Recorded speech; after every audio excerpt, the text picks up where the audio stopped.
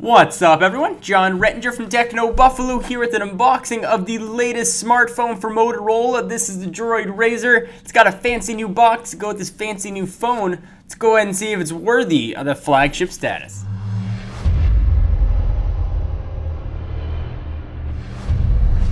Alright, so here is the Droid Razr in its fancy new soft touch box, different than the previous Droid models that we've seen come out of Motorola and Verizon. It's going to be available on 11/11/11 at appropriately enough 11/11 AM. It's going to cost you $299 with a 2-year contract. So let's go ahead and remove the sheath. Whoosh. Droid Razr sort of emblazoned on the box. Got that sort of creepy, all-knowing droid eye. I'm very curious to see what this guy looks like. It was definitely one of the flagship announcements of the past few weeks, perhaps overshadowed by the ice cream sandwich announcement, which Motorola has said this guy will be getting. So we'll go ahead and pull it out of here. For any of you guys that remember the original Razr, this is going to be a very friendly feel. This phone is extremely thin. We'll talk about the dimensions in just a minute. With its sealed-in battery and Kevlar back, I will begrudgingly put this guy off to the side for just a minute and see what else we're going to get in the box. We're going to get a LTE SIM card, which I think is going to be already in there. The folks at Motorola and Verizon probably put it in. We've got a power thing that plugs into the wall with prongs. Does this with a USB port, actually with 2 USB ports. Well, that's handy. We've got a micro USB cord and Master Your Device book. Sort of some quick tips, important consumer information, and product safety and warranty. But that's not why we're all here. I am extremely excited to take a look at this guy. This phone is really impressive. The Razr was actually one of my first phones that I ever bought. Just sort of started my love affair with technology. So this has a little bit of a special place in my heart. So I'm going to go ahead and try and power this on. Hopefully it's got enough charge. And it looks like it does. All right, so while it's booting up, let's go ahead and run through the specs. So it is running Android 2.3.5, but will be upgraded to some tasty ice cream sandwich. Dimensions, this is all in inches. 5.15 by 2.71 by 0.28. You can certainly see it's got a bit of a hump there on top. Still an extremely thin device. And it weighs only 4.48 ounces. This screen here is 4.3 inches. Pretty high resolution though, at 540 by 960. It's a Super AMOELD panel with 256 ppi, and it's got Gorilla Glass, so you're not gonna scratch it up. Go ahead and unlock that. And you can see Motorola's skin on there. Used to be called Moto Blur. Now it's just Moto Skin. It's got a really large battery for such a thin size. 1,780 milliamp hours are packed in there. It's got 1 gig of RAM, 16 gigs internal with expandable micro SD card slot, and you should get a 16 gig card installed in there as well.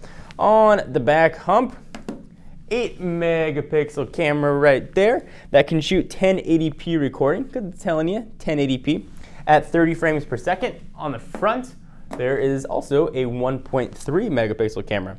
Verizon's 4G LTE. It's the second dual-core LTE phone in Verizon's lineup, and this guy is an absolute doozy. Let's go ahead and walk through the phone.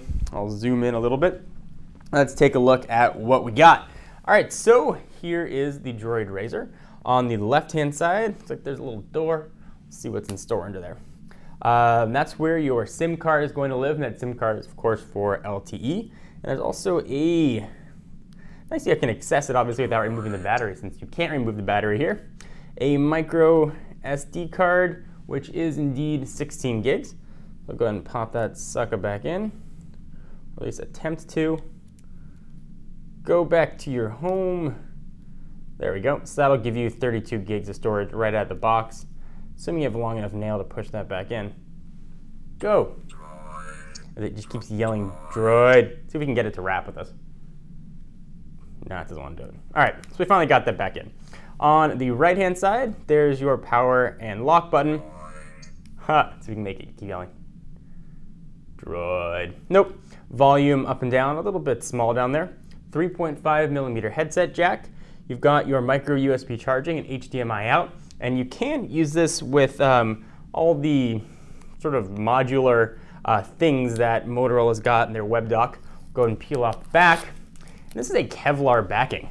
It's not going to stop a bullet, but it will stop some few drops of water from getting into your electronics. They do say it's splash proof, so if you take this to the beach, not going to have much to worry about. It's got a really nice feel to it. It feels like that soft touch material we've seen on a lot of phones. This is a very high quality feeling phone.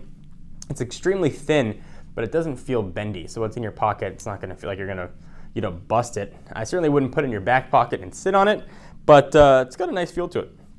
I'll go ahead and push this back down. Let's unlock the screen, take a look at some of the buttons. We've got a new capacitive button array here on the bottom. We don't have that 4 square menu button anymore. It's now the standard 3 lines. So there's that menu button, home button, back button, and search. And the screen here looks absolutely beautiful. So we do have pretty full 4G LTE support. Let's go ahead and see what kind of apps we're going to get out of the box.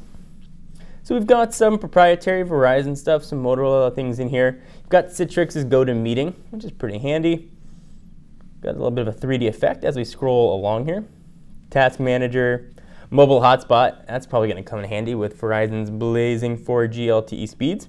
Let's go ahead and see what else we got going on here. Let's take a look at the browser. It's pulling up some of the Wi-Fi networks. Go ahead and exit out of that. Browser. We should connect to the Wi-Fi's. We will turn off auto start reminders. Let's just go ahead and jump right into the browser. We'll do a quick Google search for Techno Buffalo. You can see what the keyboard looks like there as well. T-E-C-H. Keyboard feels pretty good even from the side on my odd angle. Techno Buffalo. There we go. And we'll take a look how text looks and how pinch to zoom is. And this is all over 4G LTE, as you saw. I'm not connected to Wi-Fi. Pretty fast. Pinch to zoom seems to be a little bit odd. Sort of working. We'll try another website that's not mobile optimized and see how that looks. Let's go ahead and try, let's try ESPN. We'll try the full site. ESPN.com. Boom. And we'll see what that looks like. It's going to load the mobile version at first, and then we'll scroll down and go off the mobile version, take a look at how everything looks. And again, this is not over Wi-Fi. This is just over 4G LTE. Scroll to the bottom, and let's go to ESPN Home. All right, there we go. So now we've got the full ESPN loading in all its glory and loading very quickly. And now let's see if we got pinch to zoom. Smooth pinch to zoom with flash content loading. There's a video going on right there. We got flash ads going, and things are humming along pretty quickly, as you would expect from its 1.2 gigahertz dual-core TIOMAP 4430 processor if you're keeping track at home. So let's go ahead and bring in a real quick size comparison. Let's go ahead and usher on in an iPhone 4, and you can really get a chance to see not only how beautiful the screen looks. Go ahead and check out the home screen, but how thin this is as well. This is just an extremely thin device. Even with the hump right there, you can see just how thin this guy really is. So is this going to be your next phone? Do you care if it doesn't have ice cream sandwich? Are you willing to wait for the update? I want to hear from you. I am John Rettinger from Techno Buffalo. This has been an unboxing and first look at the Droid Razr.